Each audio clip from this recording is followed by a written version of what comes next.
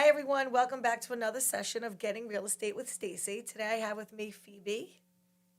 Hi, it's nice to be here. Thank you for having me. I'm Phoebe Altman from Douglas Elliman in Merrick. Tell me how you got into this industry. How did I get into this industry? I feel like I've always loved real estate. I grew up in Manhattan, and my mom had a beach house. My parents got divorced. My dad had a loft in Soho and a really beautiful property upstate. So I always thought houses, loved different locations. I actually bought my first piece of real estate with my mother and another partner when I was 17. Wow. It was That's supposedly, unbelievable. I know, and this is the sad part. I wanted to keep it, and within a year or two, they wanted to sell it, and it turns out that it was a piece of Telluride Mountain in Colorado. I like who knows what would have happened if we So had what did you kept do? it. You did it as an investment property? You rented it out Well, or no, I wanted to keep it. I thought it was so amazing just to own a piece of the planet. Like I just love the Right. so I wanted to keep it. I didn't even care, but he moved out to Colorado, was watching it, and then it was just too much for him and he said, "Let's just sell it." And I said, "No, I'll keep it." And I wasn't even an adult, so I didn't have a say, so I had to sell my of course. piece. It's not like you could go there and live there or upkeep it or anything like that. So Exactly. it was Yes. really So I really didn't have a choice. But I was going to say, growing up with a place in the city and a place in upstate or in the country, that's really having the best of both worlds. That's wonderful. you would think, but I definitely felt like the poor little rich girl because my parents were divorced. So here it was, I went to private school, and yet to get a new pair of sneakers, I had to show my mom the holes in my sneakers. Like it was just never felt like tough. I had enough. Yeah, it's tough coming from a divorce.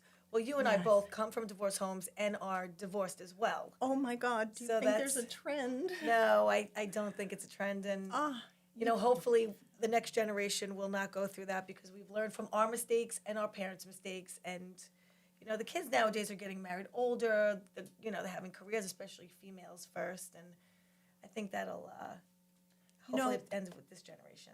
just on that subject, because I feel like you're doing real estate and women, and so this is like a woman, like I feel like all of this blends. So I just want to say that I feel like even though I'm a child of divorce and I did get divorced with my kids, I feel like I haven't repeated a lot of the same mistakes with them. Like I've given them this loving home, and that's one reason that I didn't work when they were younger. My mom was a career woman, and she dedicated herself to her job, and we had nannies, and we're just never. So I feel like I haven't repeated the same mistakes, and my kids had a really good upbringing. That's great. So you're only in the real estate industry well, tell me how Yes. you got into it. So that's another thing that's a little circuitous. So I've only had my license for a little over a year. I think, yeah, a year and a half.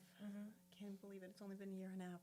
Before that, though, I had this beach property that I started running as like I had accounts on VRBO and Airbnb, and I developed a huge like online business. I had weddings that would come out and rent out my place, and I had like 26 rentals a year some years. That's like a full-time job in It itself. was like a full so it was constant, and I learned how to write up contracts and manage a property. I learned how to advertise it. I learned how to deal with the public when when they would come in, and I learned how to deal with them once they were there and there were issues happening. So I set up all kinds of accounts with plumbers and cleaning people and everything on demand because it's also on an island, and a lot of times I couldn't even get there. Well, I was going to ask you, where was that? Fire Island, Ocean Oh, Beach. Fire Island, of course. Oh, yes. Yes. Yes. So that was really seasonal too, though. It was seasonal. Yeah. Yes, it was seasonal. But during the off season, I was intaking all the contracts and lining everything up. For the summer. Yes, Right. but during the summer, it was constant where I would go out there in between the rentals, make sure everything was okay. Right. What was the season considered? Well, the season kept lengthening and lengthening with destination weddings. And so the season started, it was more like Memorial to Labor. And by the time I was done, it was from the beginning of May till the end of October. Oh, October, wow. It really extended. In fact, Yeah. people were even asking in November, but I didn't have a heated house. It was just, So it wasn't really worth it, at that point. The Yeah. weather changes and it's cold. Did you have a fireplace? yes. Oh, so that's nice. Wood burning? Yes. Very nice. Really like old-fashioned beach house, 5 bedrooms. So what Like- happened with that? So that's how you got So into. I had to sell that during COVID, and it was heartbreaking for me and my kids that we had to give it up. So I was really, really down, and I was talking to a friend and saying, I don't know what to do. I feel like a piece of me is missing, and I loved running this property management business. And she said, Phoebe, get your license. And it was like amazing. a light bulb went Yep. off. I'm like, why didn't I Think of ever that think of myself, that right. before? It was the strangest thing that You were in real estate, but you actually weren't in real estate, so to speak. Right. That's so funny. It was like you were handling it like a real estate agent, but you really weren't. But now you're doing it all. And you know what? That's And great. so it felt like what I'm meant to do. Like real estate feels like what I was always meant Right. to do. So what happened? So you sold the house, and then you got your Sold the license, house. and Then- so you and- got your license during the pandemic. You were studying during the pandemic. Oh yeah, I was living in a little vacuum because you couldn't go into any classes, and I did this online one, and it took me months. And I remember like sitting there I must have done 50 exams for the courses. They had an exam after each chapter. There were 45 chapters. And it was not easy. I mean, some of it, like each exam was on a completely separate topic. That was, some of it And you included a didn't know lot what of was math. going to be on which. Well, you studied that, and you could, but it was overwhelming. I didn't think it was going to be so hard. And of course, the New York State exam was the easiest thing you could ever imagine. But this course that I took wants their reputation to be upstanding. So 99 point something % pass rate. So they made their course so difficult so that you would ace the state exam. Right, that's great. Okay, so you passed it the first time? Yes, for you. totally. In fact, I thought Good it for was you. so comical. But then some of the questions were so obscure. In how many years does a civil servant need to get their license? And I said, civil servant? Like, that's not even what I am. So some of the questions seem so Tricky. obscure. And they were trying to trick you, right? Yeah, and I didn't study about civil, so it was sort of funny that way, but luckily, yes, I did pass. Good for you. And So- then because it was in COVID, it took so long. Yeah, It to get your took license. 5 weeks to find out, whereas usually it takes within a week to find out. So I was sitting there for 5 weeks, like Pins and everything needles, just, right. yeah. So were you able to get into the actual thick of it while the real estate market was amazing during the pandemic, or did you come in towards the tail end of it? I'd say I came in at the tail end. Yes, Okay. yes. So how are you doing now? I think I'm doing amazingly. I mean, my office had an award ceremony where they honored me for being such a new agent with so many closings. Wow. So how many are you up to so far? So within basically my first year, I am going to the closing table for my 9th time on Friday. Congratulations. Good for Thank you, you. Phoebe. That's great. Thank you. That's really good. And it's really funny because my first listing was I got my first listing, and I went into the manager and I said, I got Baltic Place and Monopoly. Like I said, you know how you go around the Monopoly set, and that very first property, that's what I got. Like here I live in Merrick. Properties are, anywhere from 500 to 2.5 million. I got a co-op, so that's the lowest of the low in real estate, a 1-bedroom for $199,000. And I was so happy, though, because it was my first listing. Right, It was and it was my easy listing. to turn over.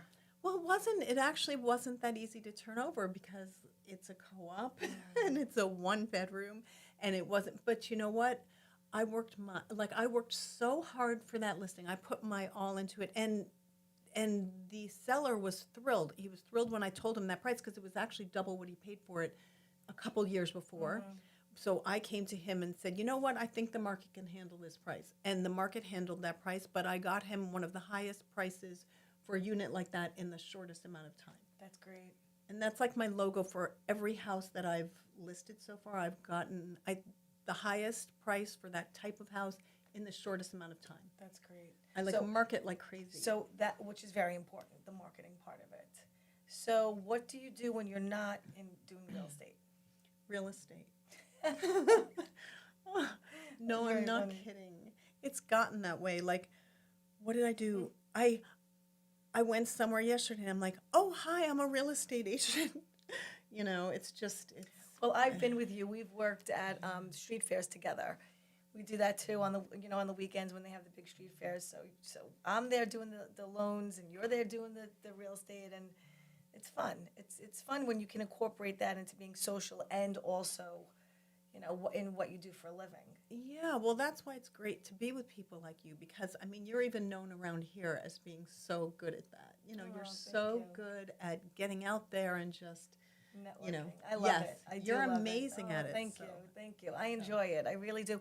I also think when you enjoy what you do and you believe in your product and the company you work for and you believe in yourself, that it's easy to just put it out there. It really is. It's like this is, Lakeview Mortgage Bankers. Besides the fact that my brother's the president, I love what we do. I was telling somebody else during another interview. When I said to Lauren originally, I was like, what is it about this that you love? And he said, I make people's dreams come true. And I was like, wow, you're right. You really do. If somebody, I can get them a loan for a house that they never thought that it would ever even be possible.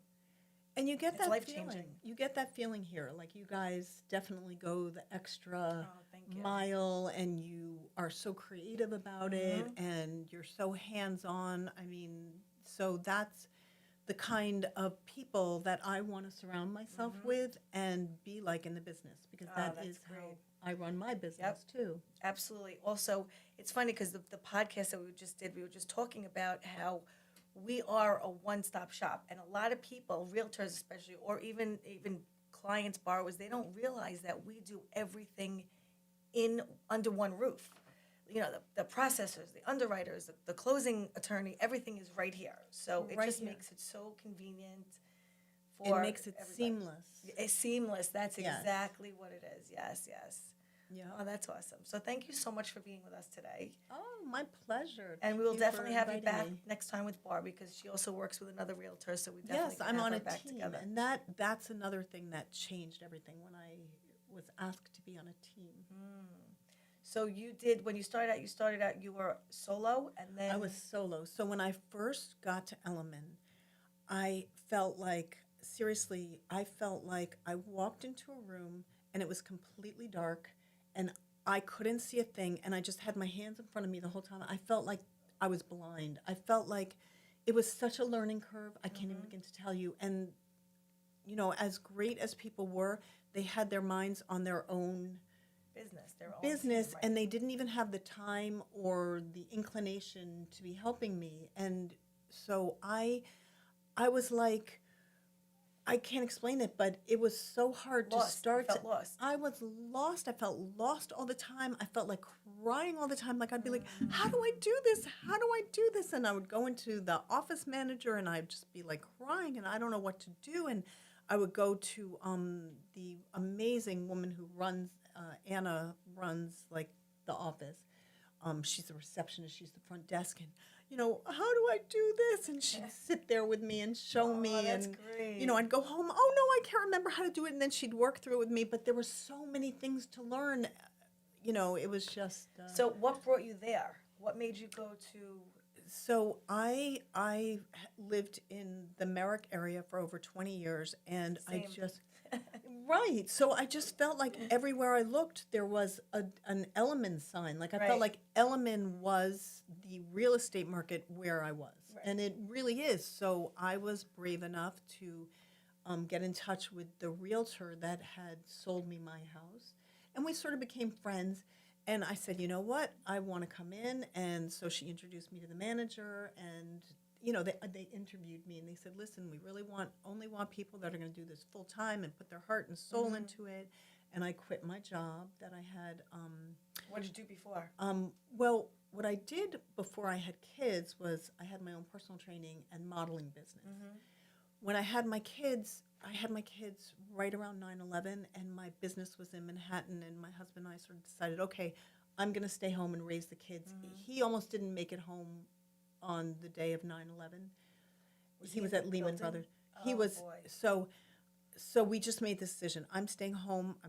Raising the kids, and I did that for many years. And then I decided to become a TA, and I was a TA for the Merrick School District. And so I was doing that when I got my license, and I was running that other business, the luxury rental Right. property In business. Fire Island. Yes. So I made a choice after a couple months of being at Element that I was going to quit and dedicate myself To that. So they brought you in, you got on a team, and the rest is history. Yes, but it took me a while to get on the team, and it felt so great to get on this team. Yes, I know the members of your team. They're great. They're really good people. they are. They've been amazing. Evan Mogilevsky. He's a leader, team leader. Yes. And Barbie is who you work with also. Yeah. The other thing I was going to say, the thing that I love about doing this podcast is that I speak with women of all different ages. Some starting at 25, some starting at I got into the industry also later in life, and people don't realize that when you reinvent yourself and you start all over, studying and going through everything all over in your late 40s, early 50s, it is a life-changing experience, and it is definitely it can be exhausting and exhilarating and stressful and thrilling and all these highs and lows until you finally get to where you're supposed to be. But it definitely is, I commend you. I know, believe me, I know exactly what it feels like, and you're an inspiration. Thank you. You're sweet. Thank you. And real estate is a roller coaster. I mean, I didn't think there are many surprises. I did not think it was going to be quite such a roller coaster. I mean, there are days when you're so high, but other days when you're so low, when an offer isn't accepted, or when you don't get a listing on a house, or when someone tells you that, you're their friend and they don't know if they should list with you, or, it's...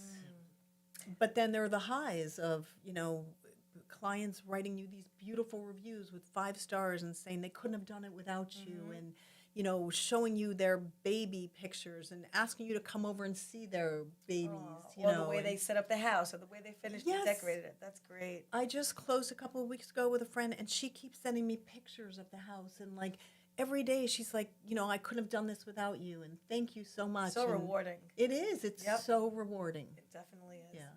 Well, again, thank you so much for being here. Thank you. And we will see you guys again next time.